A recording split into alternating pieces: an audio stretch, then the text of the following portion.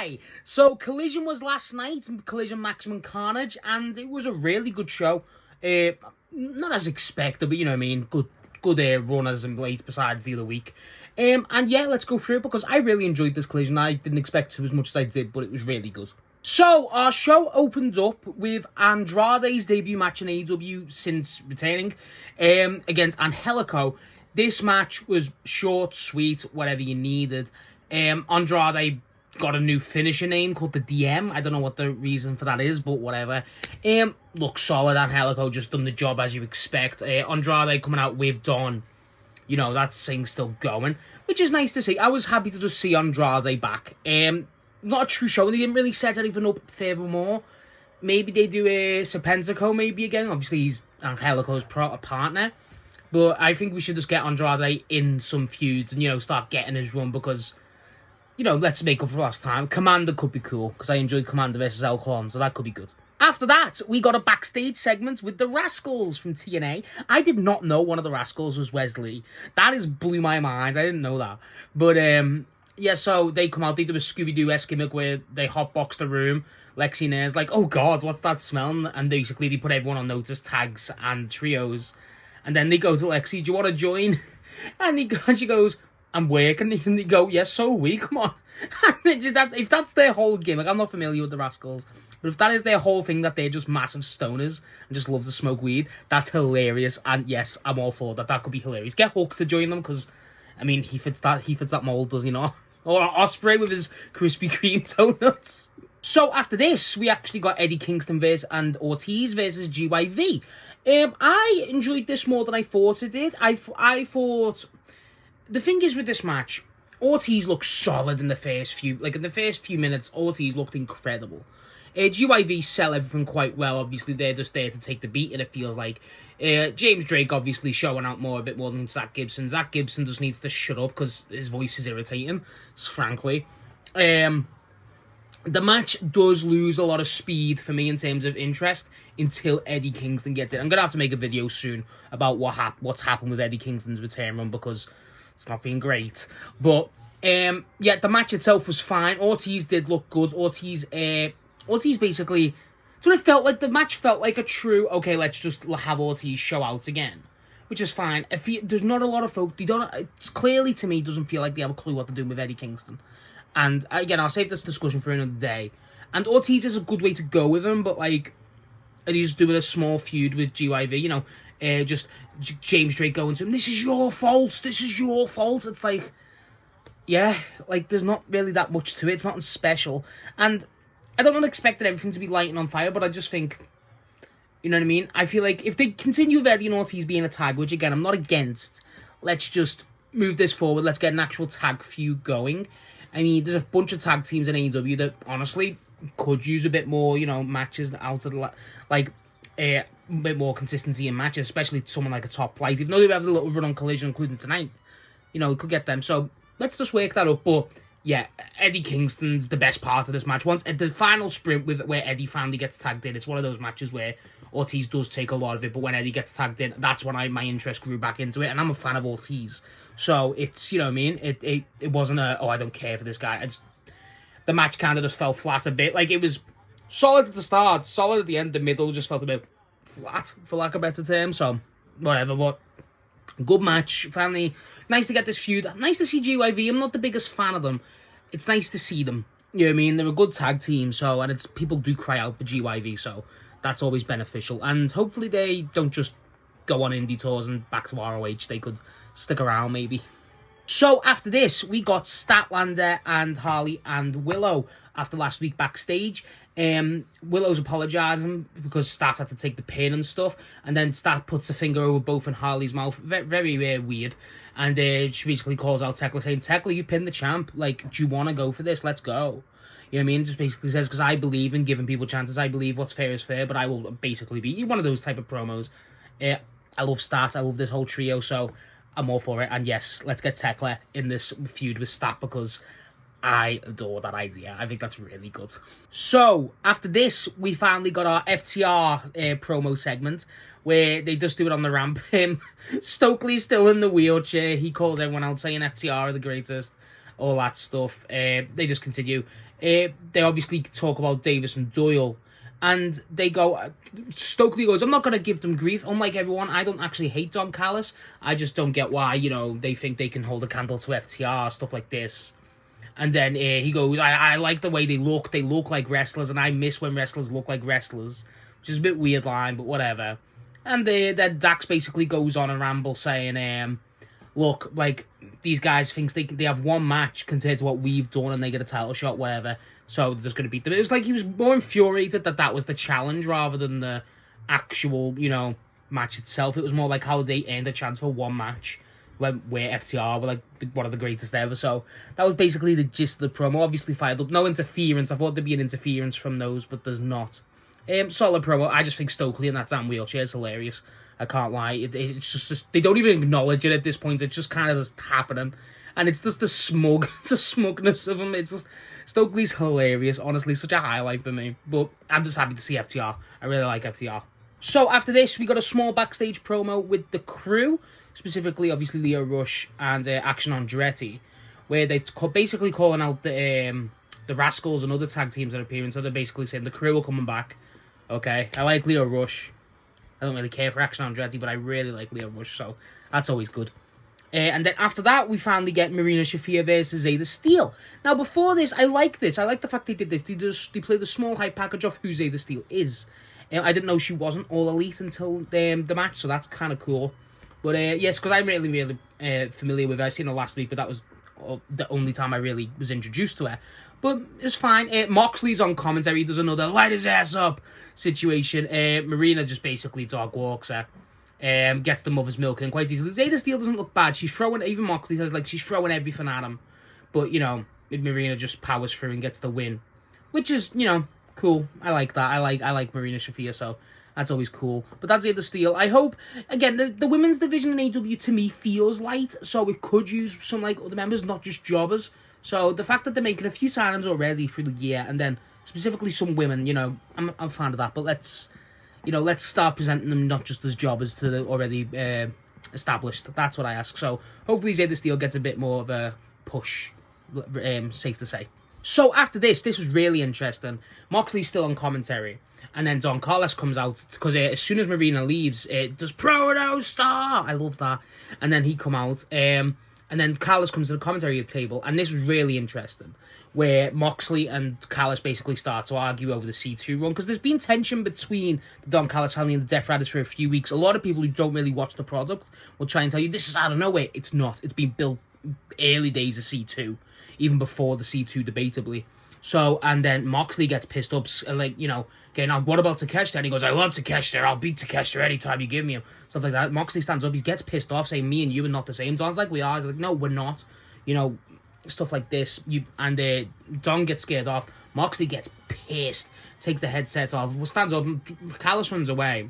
Then Don walks down. And then the Don Callis family in the ring, obviously El Clon, Josh Alexander, and Kyle Fletcher. So we're waiting on Skyflight to enter, but they don't enter. And then Moxley's about to walk and go out through the barricade as he normally does. And then he's attacked by Rocky Romero and Lance Archer. And then a whole brawl ensues outside the ring, which I thought this was intentional, and it wasn't. Kyle Fletcher does not interfere at all. Obviously, the Death Riders come out, but Kyle Fletcher's just in the ring. And obviously with the stuff with Callis, but then he does eventually get involved. And it's just a brawl for like a solid, not even 5 minutes.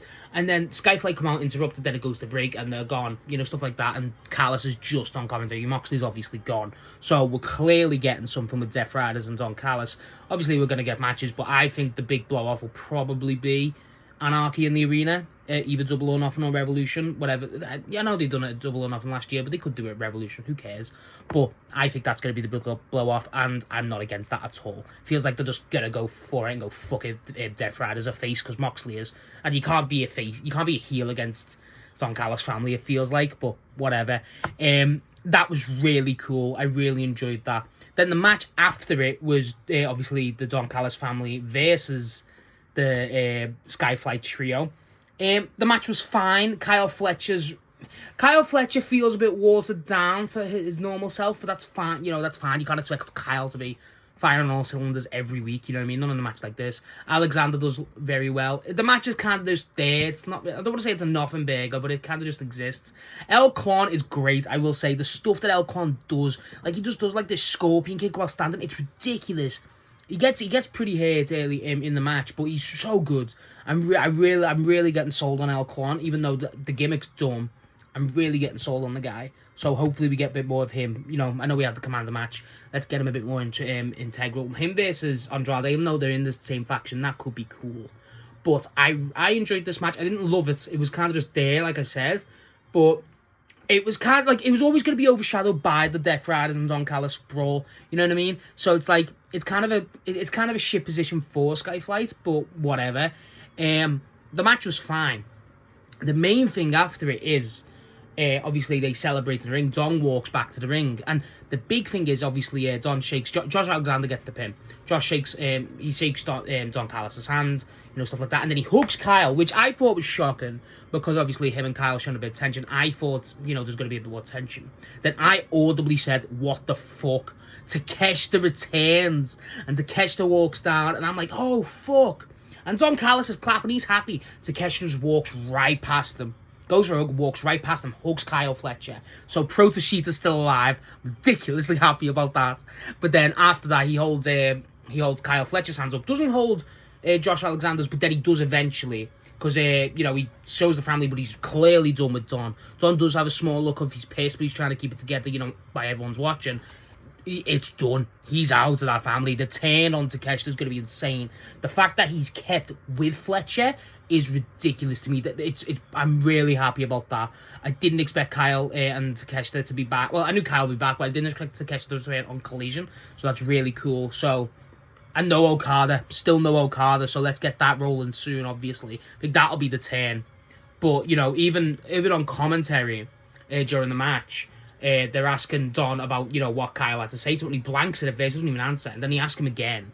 And then he goes, "Have you never had to discipline family?" You know what I mean? So it's like he's clearly touched the nerve. He hated Kyle. He said he had to put him in place. So he's clearly pissed at Kyle for doing that. And Takeshita not even acknowledging him. Don's losing that grip on those two. He's lost it on Takeshita. Takeshita is done with Don Callis, which I'm so happy about. But yes, I'm so happy. This was really big for me. And for me, big Takeshita guy and Fletch guy, obviously. So, and when Okada comes back, that's got to be in a few weeks, surely. That is going to be incredible. Let's get this done by Revolution. Get Okada. Get me a Hechicero and Okada versus Protashita at Revolution. I would love that. That could be incredible. So, after this, we got Roderick Strong, Orange Cassidy backstage. They're talking about how Roddy did go to CMLL this week and beat Hechicero for a qualifying match against Claudio's belt. So Claudio and Roddy have a match, which is on Collision, actually, which I really like that, but I also feel a bit, you know, about it, but whatever. CMLL belt being defended on Collision, that's cool. And then Orange is like, "Yeah, I was there," and he was like, Orange, and he goes, "No, this is not a me and you thing." Roddy goes, "This is not a me and you thing." He goes, "I was there," and he's like, "He wasn't." And then Mark Briscoe, because Roddy's like, "I'm done with this." Mark Briscoe drags him back, and he's like, "Yo, we're all together, you need to be around us." And then Mark Briscoe calls out El Clone for the match at the TNT belt. I love that. I love it, because he's trying to avenge Hologram. Whatever. That match is gonna fuck. Nice for getting some Briscoe matches. Bit weird that he's not got one tonight, but the card was stacked anyway, so I'm not gonna complain. I like that idea of Briscoe having a match with El Clone. I can't wait for that. After this, we get a small MJF hype package about the belt, just because he defended it on the indie scene. That was pretty cool to see. Signed two guys from the indies. I don't know them, but I've not watched the match, but it's on YouTube. I'll watch that. And then after that, we finally get Megan Bayne and Penelope Ford returning against these two ladies who I forget the names of, but they're jobbers. Pretty solid finish. Megan Bayne, I like this dynamic. Megan Bayne's just dominating, and then she tags Penelope Ford in the very last second. Penelope looks so eager. She tags Penelope in, and then Penelope just jumps in and gets the tag. That was really nice. It's so nice to see Penelope back. Marina Shafir's outside like a fucking shark. It was sick. I like that, where she's just like walking around, like waiting for something to happen. She doesn't interfere. But then after the match, I didn't know if this was intended or not. Penelope gets pinned, so the ref raises her hand. But then Marina was on the other side, and she doesn't raise Penelope's hand. She goes around to raise Megan's hand. So that was a bit weird, but I don't know if that was intentional. But whatever. Match was short. Match was fine. It was just basically nice to see Penelope back. Then after this, Toni Storm and Mina Shirakawa come out to interrupt. They call all three of them out, calling them slop-tard. Triller started censoring shit, and I don't like that. It's lame. I liked when it was uncensored. But, yeah, so after this, Tony calls the pair of them out. And then, you know, basic Tony promo, calls them slop-tards, basically calls Marina out, but then also calls Megan and Penelope out by proxy. And then, you know, they're saying, Mina goes, we don't forget what you did to us, so they're setting up that sort of thing. They said even if it's a 3-on-2, but they confirm a tag match for Dynamite between Love Bombs and Megan and Penelope. So that's basically it. So I assume Marina's going to have some involvement with that. But I do like how they've kept Marina with those two. I'm happy about that. That was a big worry for me, but I'm happy that she's still got a presence in the women's scene, because that's been a big development and a big relief in a way for me regarding Marina Shafir. So after this, we got Swerve Strickland backstage, and they ask him, Swerve and Nana, and then they go to him, look, Kenny's going back, you know, and they bring up Kenny to him, and he's just like, and they say, what's your plan about him? You know, what's your plan about going into the world title? And he's just like, I'm just going to win matches. He clearly seems affected, but I don't know if that was like a big point they're going to keep hold of. But then Kevin Knight is the guy who asked for Swerve to be backstage. And he basically goes, I was thinking about your promo on Dynamite, basically saying you're the future, and I'm sick and tired of people calling me the future. I'm the now. And he's damn right. I've been saying this for a while. He's damn right the now. He's so good.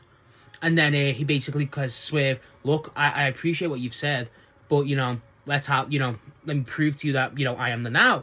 And Swerve basically goes, look, I meant every word I say. You are the future. You're super good, but don't, like, you know, don't call to me after you haven't got no gold. You know, you are the future. Let's just not... I don't know if it's a slide jab at WWE or not, but he goes, let's not take 5 to 6 years to get you there. Might have been a slide jab, but whatever. So basically, he tells Kevin to go prove himself. He's got a title match, so don't be chatting to me. Go and prove yourself before you come chat to me. Which is true, because he's got that trios match. So that's really cool. I like that. I like Swerve and Kevin Knight interacting. Swerve's definitely on some shit at the minute. Definitely on some shit. So keep an eye out for that guy. Now, after this, we got Ricochet on commentary for Jack Perry versus Anthony Bowens for his national belt. For obviously the shot at it. Both guys walk over to Ricochet. He's like, stay away, you won't do nothing. And Anthony Bowen just goes, you're a bitch, Ricochet. And Jack Perry's just staring at him. I love it.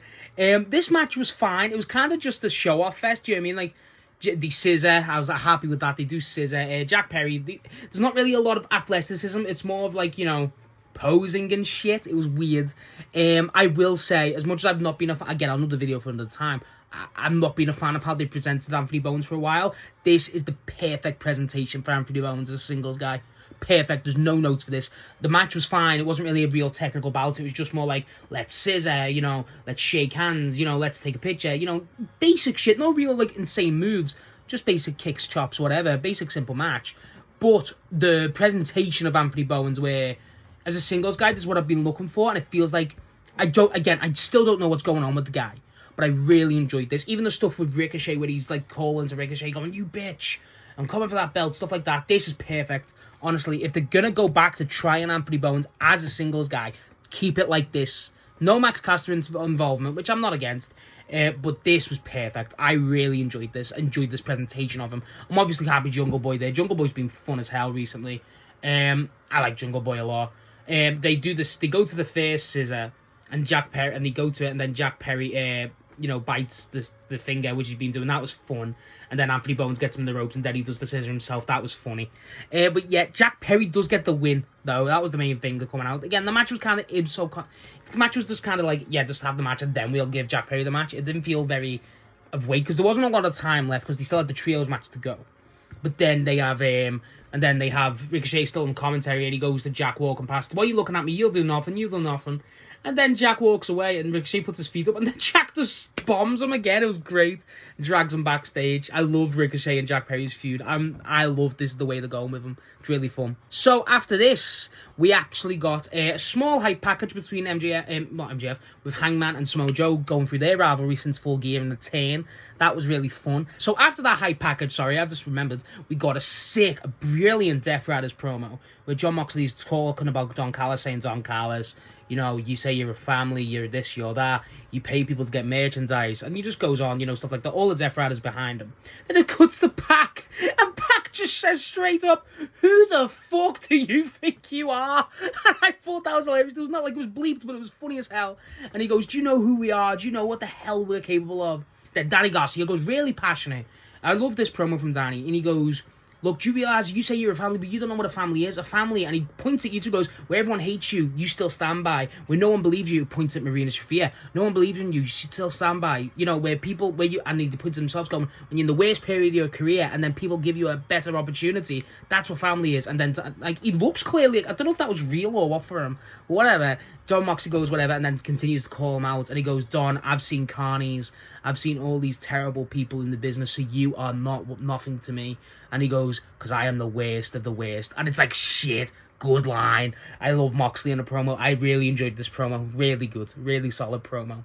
But then, after this promo, we finally got our Trios Championship match between Samoa Joe and with the Ops, Samoa Joe, Hobbs, and Shibata with Hook. Hook was on commentary, and I as soon as I hear Hook, they're going, Hook's coming on commentary. I was like, what the fuck? Hook can't speak. But then it was like, he genuinely can't speak. So you're just watching the match, and then you hear someone eating a chip.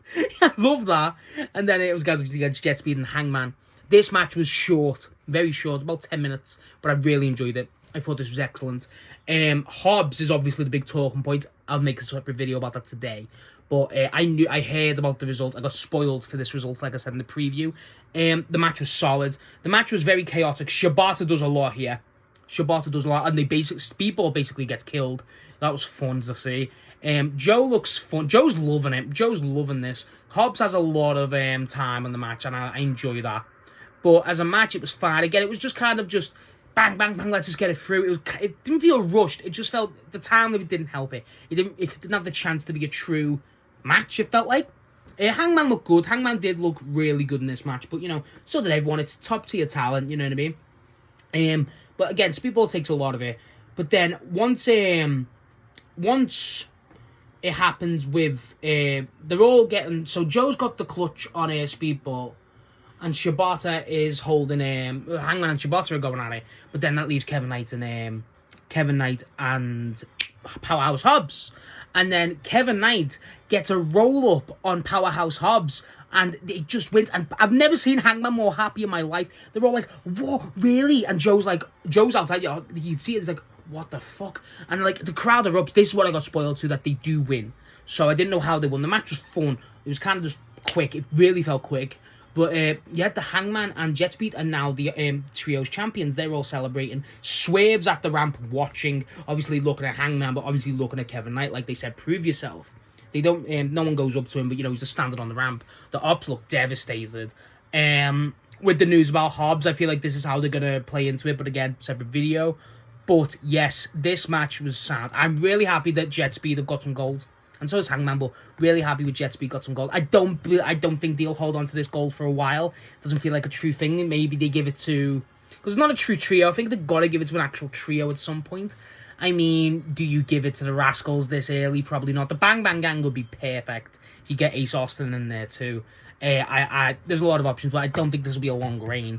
But it was a fun moment. The crowd loved it. The crowd went, oh, like they didn't expect it.